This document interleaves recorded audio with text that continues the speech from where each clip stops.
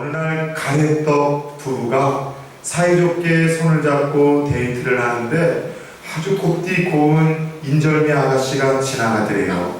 순간 이 시력이 약한 이 남편, 가래떡 이 남편이 와, 인절미다.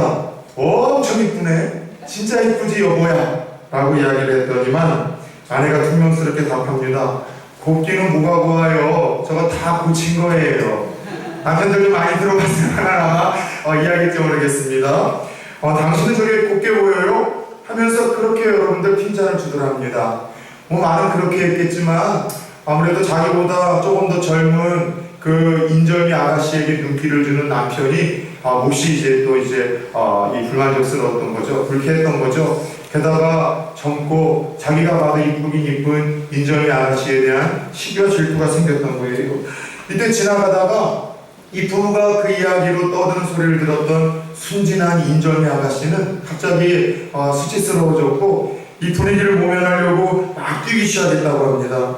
근데 인절미 아가씨가 막 뛰기 시작하는데 갑자기 그만 몸에 있는 콩가루가 막 흩어지면서 날리기 시작하더래요. 이때다 싶어서 가래떡 아내가 소리칩니다. 거봐요, 저거 다 화장빨이라니까. 여성을 누가 질투의 화신이라고 했던가요? 근데 우리끼리 툭 까놓고 얘기를 해보면은요, 사실 이 질투와 시기는 여성들의 소유물이라기보다는 오늘날 우리 남자들이 더 많은 질투와 시기에 또 사실은 좀 이제 주인공일 때가 많은 것 같습니다. 살다 보면은요, 어느 한 공동체가 정말 갈등과 분열을 일으키게 되는 그 근본적인 이유 중에 혹 그렇게 가깝고 서로 사랑하던 그 가족이나 또 친한 친구들 간에 그 관계가 깨어지고 흔들리는 그 근본적인 이유를 보면은요, 알게 모르게 비집고 들어오는 이 시기와 질투라는 감정 때문임을 깨달을 때가 참 많습니다. 문제는 세상 사람들이야, 친하지 않은 사람들이야, 또 한두 번 만나고 다시 만날 수 없는 사람들이야, 또 서로를 보면서 갖게 되는 시기와 질투는 그러려니 할 수 있겠지만 계속해서 한 장소에서, 한 공동체에서 서로 만날 수밖에 없고 또 같이 얼굴을 마주할 수밖에 없는 이들 사이에서 느끼는 시기와 질투라는 감정은요, 이게 사람을 미치게 하다 못해 그 영을 죽이고 또 심령을 무너뜨리는 그런 악한 감정이라고 할 수 있습니다. 물론 시기와 질투라는 것이 긍정적인 요인과 요소가 된다는 것 저는 부인하지 않습니다.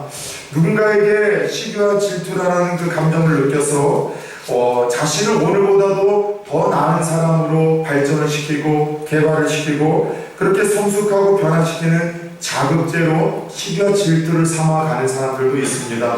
아주 긍정적으로 찾아오는 시기와 질투에 대한 반응의 모습이죠. 그런데 대부분의 인생들은 어떤 누군가를 향해서 불쑥불쑥 찾아오는 실투와 시기와 질투라는 감정을 자신을 자극해서 발전하고 성숙시키는 그런 계기로 삼기보다는 오히려 자신과 상대에게 상처를 남기고 서로를 망하게 하는 이 첩경의 길로 만들 때가 있다는 거예요. 문제는 아까도 이야기한 것처럼 이런 시기와 질투가 가장 가까운 사이에서 가까운 이들과 사랑했던 관계에서 일어날 수 있다는 것이 여러분 큰 문제입니다. 흥미로운 것은 오늘 함께 읽었던 본문에서도 좀 그런 사건과 이야기가 등장을 합니다.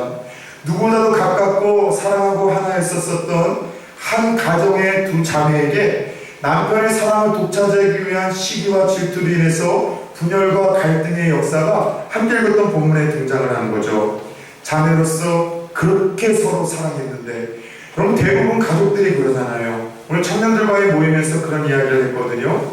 형제가 어떻게 되냐 물어보고서 보편적으로 남자 형제들이 있을 때는 사이가 별로 안 좋아요. 참 희한해요. 근데 자매 형제가 있을 때는 사이가 좋아요. 결혼을 해서도 오래오래 자매와 자매들은 관계가 좋은 것 같아요. 또 성별이 다르더라도 오빠와 여동생의 사이는 이상하게도 거의 관계가 안 좋아요.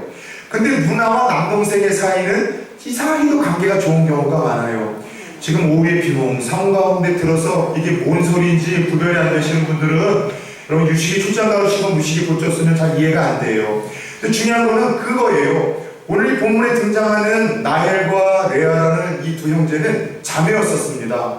믿음 안에서 서로 여러분 아끼고 소중히 여기고 그렇게 챙기던 이들이었는데 남편 야곱을 중간에 두고, 세상에 이 남편이 같아요. 두 자매의 남편이 야곱이었는데 그 야곱의 사랑을 독차지하고자 서로 시기하고 질투하며 다투고 갈등을 일으키는 일들이 오늘 이 가정에서 일어나고 있다는 거죠.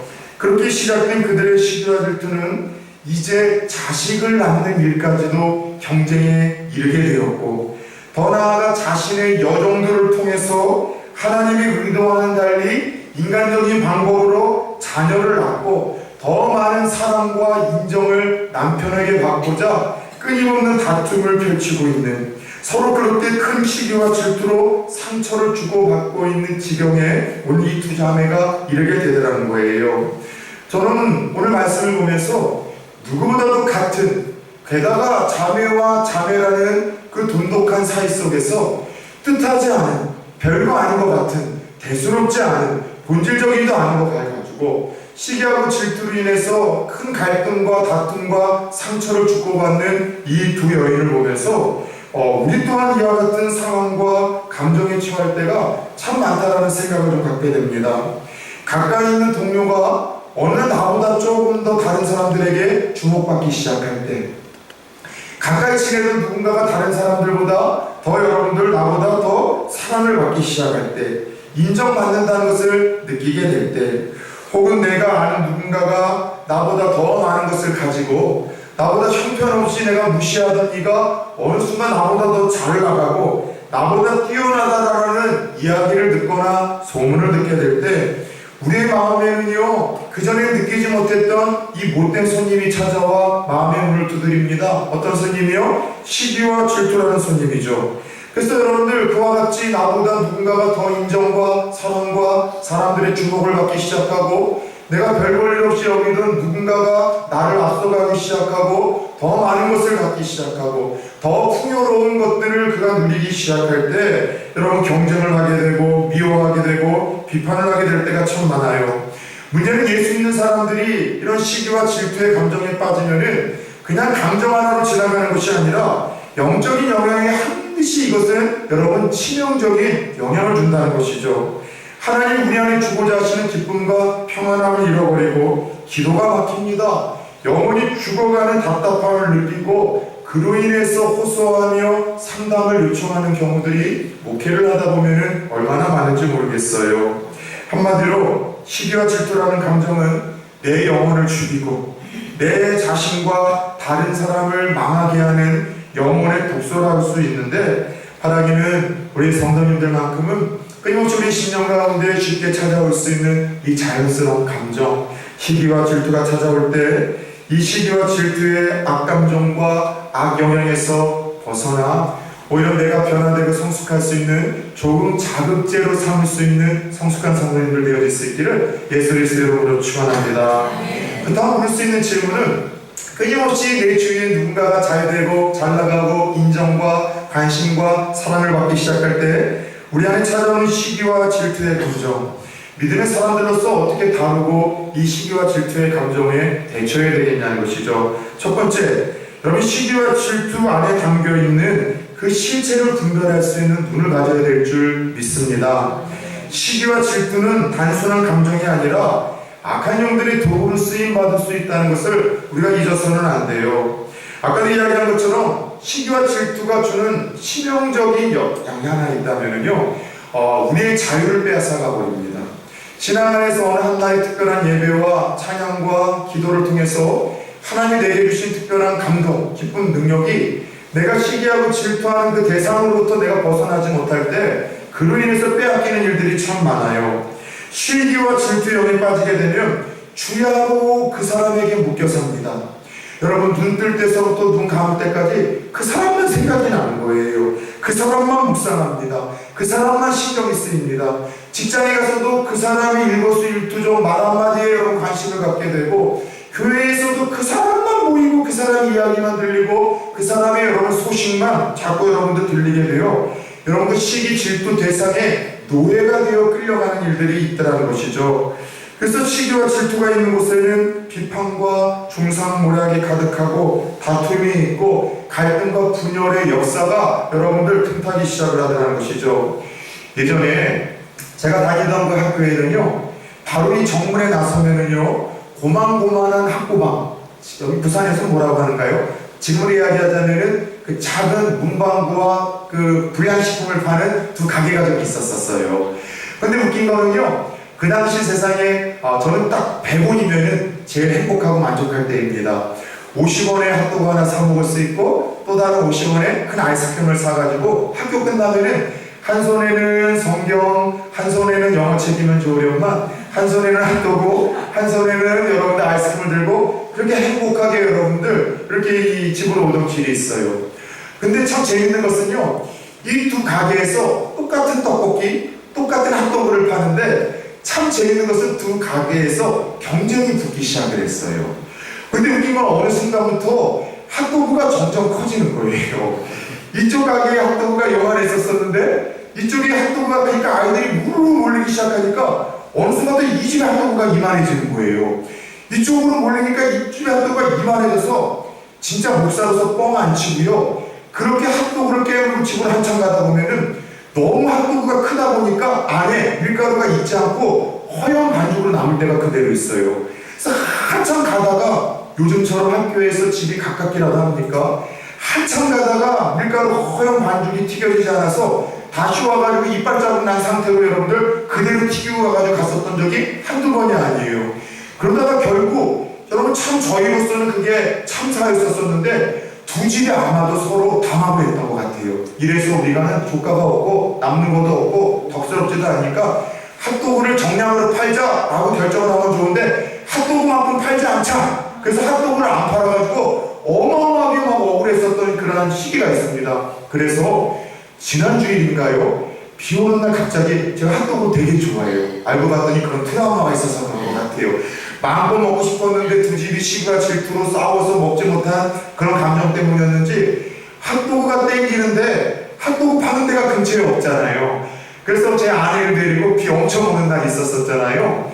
우산 쓰고 다 다니다가 저쪽 건너가가지고 일본가 쪽인가요? 거기 닭 튀겨주는데 핫도그를 팔길래 거기서 혼자 여러분들 엄청 튀겨서 설탕가루 묻히고 케첩 묻혀가지고서 그 행복한 마음으로 여러분 불고 왔었던 기억이 있습니다.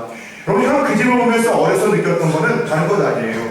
시기와 질투라는 감정이 경쟁을 불러일으키고 결국 이성을 마비시켜서 여러분 극단적으로 치닫게 되는 일들이 두 핫도그 가게에서만 있는 것이 아니라 오늘 우리들의 생애에서도 얼마든지 반복될 수 있다는 것이죠. 여러분 요는 이겁니다. 시기와 질투는요, 이것이 다스려지지 아니하면은요 망함의 지름길이 된다는 거예요.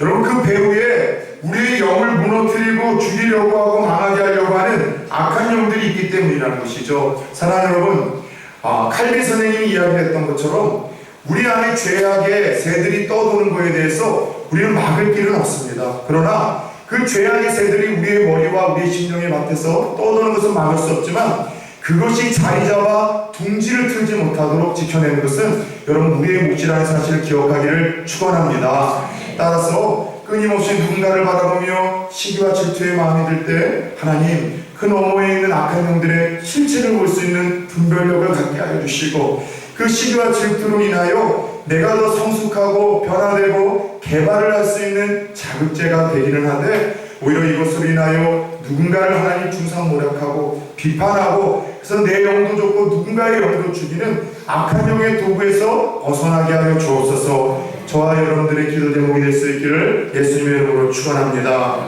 두 번째 내 삶의 시기와 질투가 찾아올 때 우리가 믿음의 사람들로서 어떻게 대처해야 될까요? 여러분 다른 것보다도 내게 주신 거에 대해서 내가 가진 거에 대해서 여러분 자족하는 마음, 감사하는 마음을 회복해야 될 줄 믿습니다. 남과 비교하기 시작할 때 이 시기와 질투가 여러분 우리 안에 틈을 비집고 찾아온다는 것이죠. 언젠가도 이야기했죠. 성도들은요 비교를 해야 돼요, 말아야 돼요? 해야 돼요, 말아야 돼요? 해야 됩니다, 여러분. 이게 무슨 말인가? 성도들은 비교를 해야 되는데 비교의 대상이 내 주위에 있는 다른 사람이 아니라 따라서 해봅시다. 어제 나와 비교하라. 끊임없이 어제와 나와 비교해야 돼요. 성숙하지 못했던 나, 작은 일에 흥분했던 나, 말씀을 붙들고 살기보다는 세상의 논리와 가치관을 붙들고 그렇게 죄악된 길을 걸어가던 나, 말씀의 원리를 붙들고 살아가기보다는 세상과 타협하던 나 자신과 끊임없이 비교를 해야 하지만 우리는 여러분 자극을 받고 찔림을 받고 그런 가운데 우리 연약함을 고백하며 하나님의 은혜 가운데 강해지고 변화되어지고 성숙해질 수 있어요. 그런데 문제는 뭐냐? 여러분 어제와 나 자신과 비교를 해야 되는 우리가 자꾸 여러분 비교하지 말아야 될 주위 사람들과 비교를 하는 거예요. 이 비교는 두 가지 열매밖에 없어요. 제가 언젠가도 비교라는 이 단어를 가지고 이행시를 줬잖아요. 첫 번째, 비참해지거나.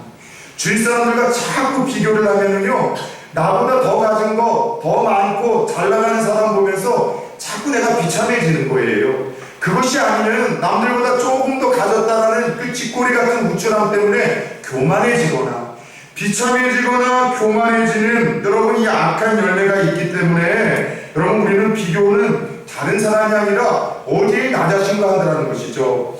언젠가도 이야기를 했지만 우리 성도들은요 카페인 중독에서 벗어나야 돼요. 카페인 중독. 카페인 중독이 뭐라고 했죠? 예? 카카오 스토리, 페이스북, 그리고 인스타그램 통해서 자꾸 주위 사람들, 내 친구들, 소식 끊긴 사람들, 연락도 하지 않은 사람들의 그들이 어떻게 살아가는 걸 보면서 자꾸 절망을 하는 거예요. 아, 얘는 나보다 공부도 못하던 게 남편 잘 만나가지고 해외여행 다니네. 아이고 나보다도 지지를 못 살던 게 지금 이렇게 맛있는 거 먹고 다니고 이런 호텔에서 즐기고 다니네. 아이고 이렇게 행복하게 사네. 사실 그 사진에 올라오는 그들의 일상이 여러분 보편적인 그들의 전체적인 일상이겠습니까? 우리가 똑같이 고해와 같은 삶을 살지만 아주 짧은 순간의 그 기쁨의 찰나를 사진을 찍어서 올렸을 뿐인데 우리의 이 못된 감정이 자꾸 작용을 해요. 저들의 생애는 저렇게 맛있는 것만 먹고 살고 있고 저렇게 좋은 곳으로만 여행 다니고 있고 저렇게 좋은 호텔도 다니고 있고 저렇게 좋은 집을 갖고 있고 좋은 선물을 맨날 받고 사는 것처럼 우리 안에서 여러분 우리를 속이기 시작하더라는 것이죠. 사랑하는 여러분, 자꾸 쓸데없이 그런 거 보지 마시며 하나님의 눈으로 나 자신을 봅시다. 여러분 우리 자신은요 내가 먹을 거 먹고 내가 벗지 아니하고 입을 거 입고 잘 수 있고 더우면은 냉장고 열어서 마시 시원한 물이 있고 여러분 추울 때는 끓여 먹을 수 있는 난방장치 있다면 여러분 우리는요 조선시대 세종대왕보다도 더 잘 먹고 잘 사는 행복한 존재들이라는 것을 잊지 않았으면 좋겠어요. 따라서 시기와 질투가 찾아오는 이유는 끊임없는 이 비교에 이 늪에서 빠지지 못할 때 우리가 너무 끌려간다는 사실을 기억하고 오늘 주신 말씀을 가슴에 새깁시다. 시기와 질투가 찾아올 때 내게 주신 것에 감사하고 자족을 하되 어제의 나 자신과는 비교하되 주위 사람들과의 비교를 금하고 오늘 주신 것에 대해서 의도적으로 감사하고 의지적으로 자족할 수 있으므로 이 시기와 질투의 덫에서 풀려나고 자유로운 성도님들 되어지길 축원합니다. 끝으로 내 삶에 끊임없이 찾아오는 시기와 질투의 늪에서 헤어나오기 위해서는요 여러분 시기와 질투를 갖게 하는 대상을 따라 세웁시다. 의지적으로 축복하라. 어떻게 하라고요? 의지적으로 축복해야 돼요. 자, 내가 시기하지 않겠다, 질투하지 않겠다 이런 마음의 다짐과 결심으로는요 이 시기와 질투의 늪에서 절대로 벗어나지 않습니다. 할 수가 없어요. 아까 이야기한 대로요 이게 한번 이 덫에 가로잡히면은요 그 사람 생각을 떨쳐낼 수가 없어요. 여러분 눈을 뜨고 있으나 감고 있으나 밥을 먹고 있을 때나 틈틈이 여러분들 내가 잠깐 생각을 고쳐먹는 순간 그 사람에게 사로잡혀서 잡을 수가 없어요. 그런데 이 시기와 질투의 덫으로부터 우리가 빠져나가기 위해서는요 오히려 결심, 다짐만이 아니라 의지적으로 그 감정이 생길 때마다 그 대상을 축복해 버리는 거예요. 오히려 눈에 보인다면 의지적으로 여러분 칭찬하는 거예요. 격려하는 거예요. 그래서 여러분들 오히려 그를 위해서 기도해 주는 거예요. 여러분 이것은요 아주 중요한 또 지혜로운 시기와 질투에 대처하는 믿음의 방법이라 할 수 있습니다. 옛날 영국의 런던에 그 시대를 주름잡던 아주 유명한 세 분의 목사님이 계셨습니다. 그리고 특별히 세 분의 목사님은 아주 가까운 절친들이셨어요. 한 분은 그리스도의 교회를 담임하시던 마이어라는 목사님이시고 이분은 책도 참 많이 쓰신 분이시죠. 유명한 분입니다. 또 한 분의 목사님은 기독교 역사상 설교를 제일 잘한다라고 지금도 소문이 난 목사님 누구죠? 스펄전 목사님. 찰스 스펄전이라는 그 유명한 목사님이시고요. 마지막 한 분은 웨스트민스터라는 유명한 교회 담임이셨던 캠벨 몰간이라는 목사님이셨습니다. 이 세 분 중에서 스펄전 목사님과 몰간 목사님이 워낙 유명하시다 보니까 미국에 가서 한참 동안 집회를 하시고 사역을 하실 때가 있었어요. 그런데 미국에 사랑하는 이 친구 몰간과 스펄전 목사님이 사역하고 있을 때 홀로 영국에 남으셨었던 마이어 목사님은 이 두 분의 친구 목사님을 위해서 그렇게 눈물로 기도했다고 합니다. 금식까지 하셨대요. 하나님, 내 친구 스펄전 목사님 그리고 사랑하는 이 몰간 목사님 미국에서 마음껏 이 복음의 사역을 감당하며 하나님 나라를 펼치게 하여 주시옵소서. 그렇게 떨어져 있을 때는 금식까지도 하며 눈물로 기도하시던 이 목사님이 참 이상한 감정을 느끼셨대요. 스펄전 목사님과 몰간 목사님이 멀리 떨어져 있을 때는 그렇게 눈물로 금식하는 기도를 하셨는데 사역을 마치고 다시 영국으로 돌아오셨고, 그 중에 몰간 목사님은 세상에 이 아까 이야기했던 마이어 목사님 그 동네 지역 근처에 교회의 청빙을 받아서 오셨다는 거예요. 그래서 그분의 고백이 이런 고백이에요. 미국에 있을 때하고는 달리, 같은 영국 런던이라도 멀리 있을 때하고는 달리 가까운 같은 지역에 큰 교회로 사랑하는 친구 목사가 오자 너무나 힘들었다는 겁니다. 그리고 같은 도시에서 사역을 하는 순간 기도가 나오지 않더라는 거예요. 이유는 자꾸 마이어 목사님의 마음속에 이 몰간 목사님을 향한 시기와 질투, 스펄전 목사님이야 워낙 앞서가는 유명한 설교자였으니까 그러려니 했는데, 자기와 동급이라고 생각했던 몰간 목사님이 자기 동네에 자기보다도 큰 교회에 와서 사역을 잘하다 보니까 희심과 질투가 목사임에도 불구하고 그 가까운 동역자 사이에 자꾸 일어났더라는 거예요. 기도도 안 되더라는 것입니다. 그래서 나는 스펄전 목사님처럼 설교도 못하고 몰간 목사처럼 큰 목회도 하지 못하고 자꾸 비교를 하다 보니 역시 열등감에 빠지게 되고 무력감에 빠지게 되고, 더 나아가 친구들을 어느 순간 흉보고 비난하는 여러분 그러한 주인공이 되어 있더라는 거예요. 목사임에도 불구하고. 그러던 어느 날 자기 자신이 너무나 처량해서 하나님, 가장 사랑했던 친구 목사들을 위해서 눈물로 기도하고 금식을 하던 제가 이게 무슨 꼬라지입니까? 교회 가서 하나님 앞에 눈물로 무릎 꿇고 기도하는데 하나님이 이런 기도를 계속 드렸대요. 하나님, 제 마음의 시기와 질투를 좀 없애주세요. 사랑해야 될 그 가까운 일을 향해서 시기 질투하는 내 마음의 감정들을 하나님 제거해 주세요. 근데 아무리 기도를 하고 또 기도를 해도 시기와 질투의 감정이 사라졌을까요? 계속 그를 괴롭혔을까요? 목사님에도 불구하고 계속해서 그 감정이 그를 붙들고 놓아주질 않더라는 거예요. 그러던 어느 날 또다시 그 문제 때문에 그 감정에서 벗어나게 해달라고 기도를 하는데 폭포수와 같은 하나님의 음성이 마이어 목사님에게 들리더랍니다. 하나님이 이런 음성을 들려주시더래요. 내 기도를 바꾸거라. 내 기도를 바꾸거라. 하나님, 어떻게 제 기도를 바꿀까요? 질투를 없애달라고 기도하지 말고 그들의 축복을 위해서 기도하는, 질투와 시기의 감정을 없애달라고 기도하는 것이 아니라 그들을 예전처럼 축복해달라고 기도하라고 하나님께서 기도의 제목을 바꾸라는 음성을 들려주시더래요. 그래서 마이어 목사님은 그게 감정적으로 되겠습니까? 자기가 여러분 그게 좋아서 되겠습니까?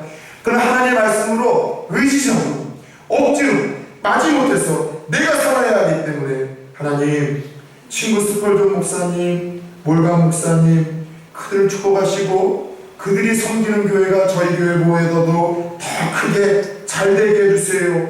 그렇게 기도하기 시작하는 순간 몇 년 동안 그의 마음속에 있었던 그 시기와 질투란 덫으로부터 하나님의 진정한 자유를 줌을 느꼈다라고 그런 고백을 하고 있습니다. 그래서 그 마음속에 있던 시기와 질투와 미움의 감정으로부터 그 의지적으로 사랑하는 그 대상자들을 축복하기 시작할 때 약속하셨던, 잃어버렸던 참 평안과 기쁨과 자유가 회복되었느라고 그의 저서에서 고백을 하고 있습니다. 우리가 기대하는 것처럼 그 이후로 역시 이 세 분은요 가장 가까운 믿음의 친구요 동역자로 지내게 되었고, 하나님이 이 세 분을 통해서 영국의 유례없는 큰 부흥과 유럽을 변화시키는 일꾼들로 들어서셨다는 것을 우리가 알고 있지 않습니까? 사랑하는 여러분, 이 영성이 기뻤던 한 목사님도 시기와 질투의 감정에 사로잡혀 이 끔찍한 세월을 보냈다면 저희들은 어떨까요? 한 자매가 남편의 사랑을 차지하기 위해서 시기와 질투를 통해 그 가장 행복해야 될 그 가정이 여러분 지옥과 같이 변화되었다면 오늘날 우리들에게도, 우리 가정에도, 우리 형제들 사이에도, 우리 교회 안에서도 얼마든지 있을 수 있는 일들 아니겠냐는 것이죠. 5월은 가정의 달입니다. 가장 큰 시기와 질투의 대상은 멀리서는 여러분들 없어요. 어쩌면 내 형제들일 수 있어요. 가까운 여러분들, 친척들일 수 있습니다. 교회 안에서 웃으면서 안부를 여쭈는 누군가 있을 때니까는요. 그런데 우리 시기와 질투의 감정이 우리 안에 둥지를 틀면은요, 이건 나도 죽고 놈도 죽이며 여러분들 우리의 영성을 무너뜨리는 끔찍한 눈에 우리를 빠뜨리게 되더라는 것이죠. 사랑하는 여러분, 저와 여러분들보다 앞서가는 누군가가 자꾸 눈에 거슬립니까? 나보다 누군가가 더 인정을 받고 사랑받는 것 같아서 시기와 질투가 자꾸 생깁니까? 자꾸 저 장로님이 요즘에 목사님에게 나보다 더 인정받는 것 같고, 저 권사님이 요즘에 목사님에게 더 인정받는 것 같고, 더 집사님을 목사님이 더 사랑하는 것 같고, 우리 부모님들 중에 누군가가 더 사랑받는 것 같고, 이래저런 것 때문에 또 나보다 누군가 앞서간다는 것 때문에 답답해지시는가요? 여러분들 기도만 해서는 안 돼요. 여러분들 더 나아가 하나님을 감동시키는 의지의 기도가 있기를 축복합니다. 한 농사를 짓는 집사님이 그런 간증을 하는 것을 제가 다른 목사님 이야기를 통해 들었습니다.